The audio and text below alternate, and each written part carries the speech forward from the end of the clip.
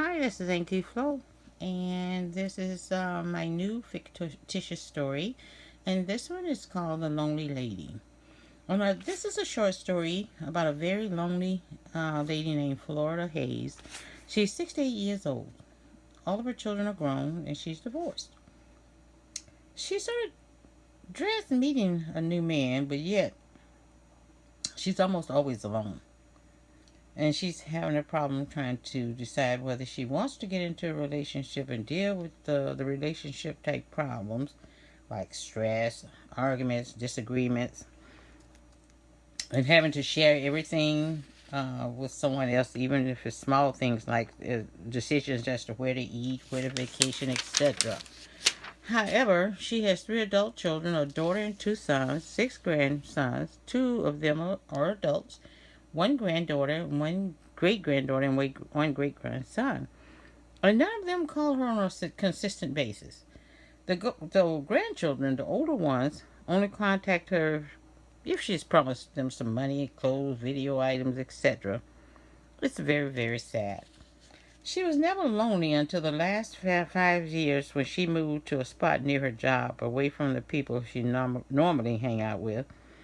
Then she decided the first time she decided to register on one of those dating sites for seniors. However, she was not happy with the prospects she was seeing. So she gave up on the online dating and decided to go out on her own and, find a new man. She started paying attention to what men were saying to her, what they were saying to her, and when she was out in public, which she had not done in a long time. She noticed there wasn't much going on because it seemed like she was invisible to most of these men, except for a few. Then she thought, maybe I need to make myself more attractive. She started by getting her teeth fixed and whitened. Very expensive process, and she almost decided that it was not even worth it. But then she remembered the loneliness and decided to push forward. Not only did she get her teeth fixed, she saw a dermatologist and received treatment for the brown spots on her face. And then she ordered a large supply of Plexiderm, and let me tell you, that product worked. Then she went to her nail shop and she got her nails done, and she got a pedicure, she got her eyebrows tattooed, eyelashes, the ones that are short and cute. And then she was amazed how different she looked. Since Florida was not a big person, she's 5'7", approximately 170 pounds, so she was firm, so therefore she didn't even look like she weighed 170 pounds. And she was able to wear clothes that fit her well. She was very active and gets around well, and now that her face looks younger, she felt much, much more confident.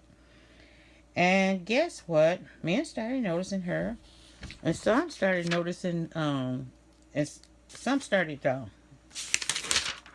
flirting with her, and even some were too young.